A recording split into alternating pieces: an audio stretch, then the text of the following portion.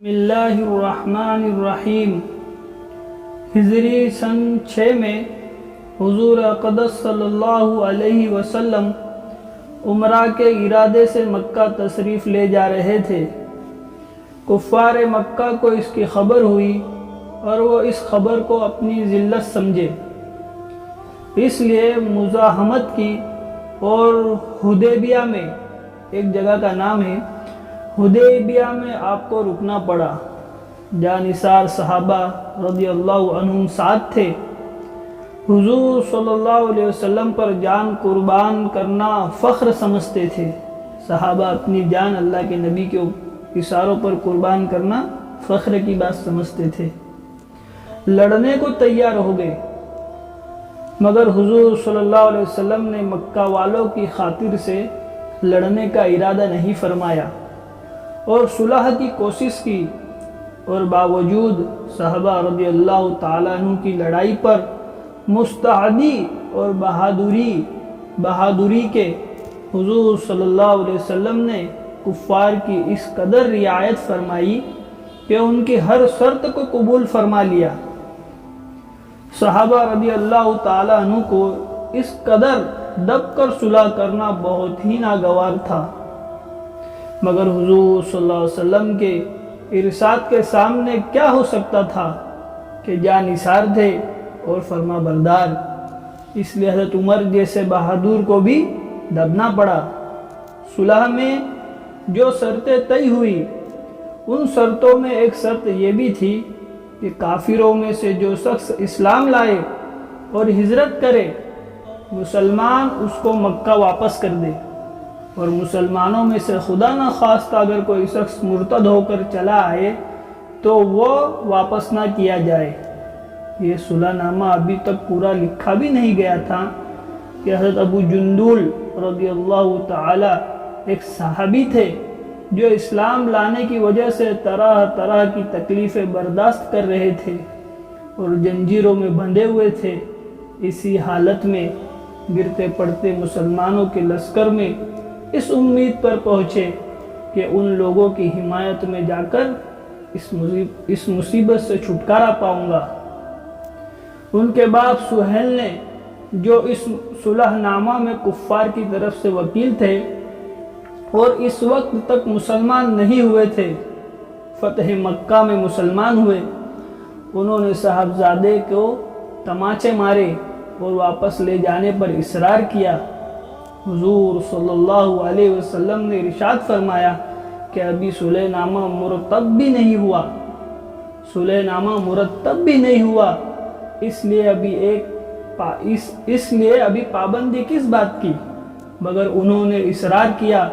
پھر حضور صلی اللہ علیہ وسلم نے ارشاد فرمایا کہ ایک آدمی مجھے مانگا ہی دے دو، مگر وہ لوگ ضد پر تھے، نہ مانا۔ ابو جندل رضی اللہ تعالی عنہ نے مسلمانوں کو پکار کر فریاد بھی کی، میں مسلمان ہو کر آیا اور کتنی مصیبتیں اٹھا چکا، واپس کیا جا رہا ہوں۔ اس وقت مسلمانوں کے دلوں پر جو گزر رہی ہوں گی اللہ ہی کو معلوم ہے، مگر حضور صلی اللہ علیہ وسلم کے ارشاد سے واپس ہوئے۔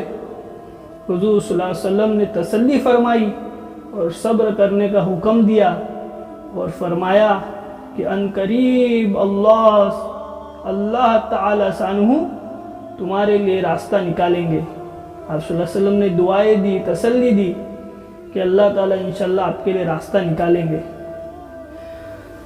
صلح نامہ کے مکمل ہو جانے کے بعد ایک دوسرے صحابی ابو بصیر رضی اللہ تعالیٰ عنہ بھی مسلمان ہو کر مدینہ منورہ پہنچے۔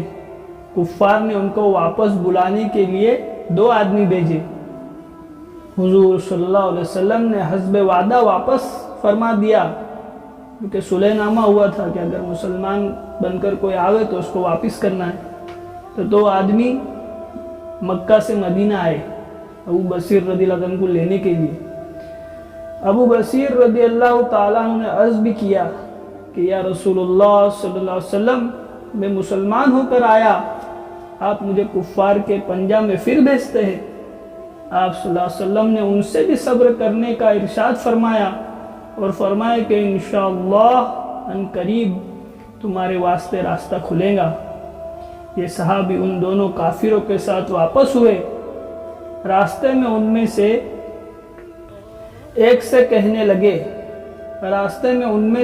سے کہنے لگے کہ یار تیری تلوار تو بڑی نفیس معلوم ہوتی ہے۔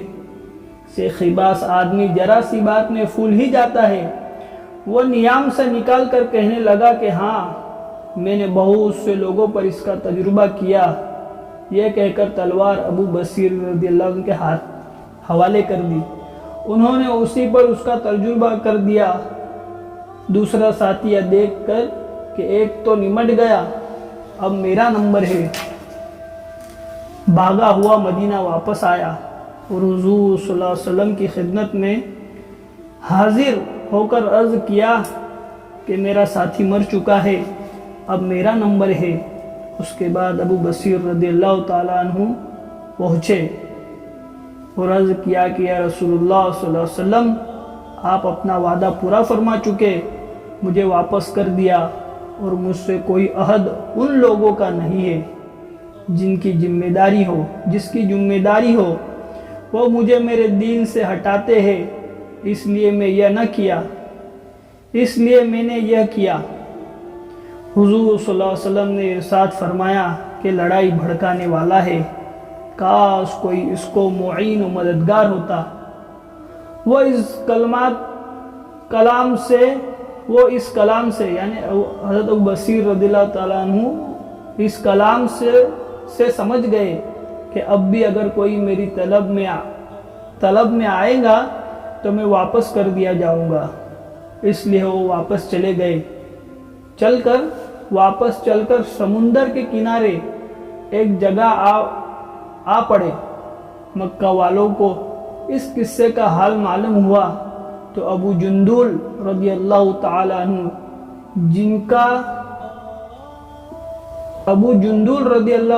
عنہ بھی جن کا قصہ پہلے گزرا، چھپ کر وہیں پہنچ گئے۔ اسی طرح جو شخص مسلمان ہوتا وہ ان کے ساتھ جا ملتا۔ چند روز میں یہ ایک مختصر سی جماعت ہو گئی۔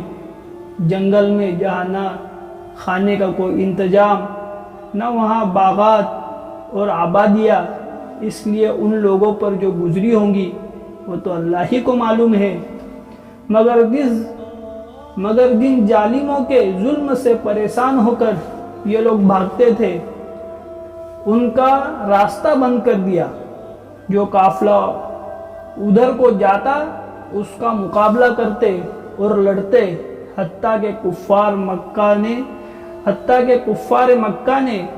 پریشان ہو کر حضور صلی اللہ علیہ وسلم کی خدمت میں عاجزی اور منت کر کے اللہ اور رشتہ داری کا واسطہ دے کر آدمی بھیجا کہ اس بے سری جماعت کو آپ اپنے پاس بلا لے کہ یہ معاہدہ میں تو داخل ہو جائے اور ہمارے لیے آنے جانے کا راستہ کھلے۔ لکھا ہے کہ حضور صلی اللہ علیہ وسلم کا اجازت نامہ جب ان حضرات کے پاس پہنچا ہے تو ابو بصیر رضی اللہ تعالیٰ عنہ مرض الموت میں گرفتار تھے۔ حضور صلی اللہ علیہ وسلم کا والا نامہ ہاتھ میں تھا کہ اسی حالت میں انتقال فرما گئے رضی اللہ عنہ وارضاہ۔ آدمی اگر اپنے دین پر پکا ہو، بشرطے کہ دین بھی سچا ہو، تو بڑی سے بڑی طاقت اس کو نہیں ہٹا سکتی۔ اور مسلمان کی مدد کا تو اللہ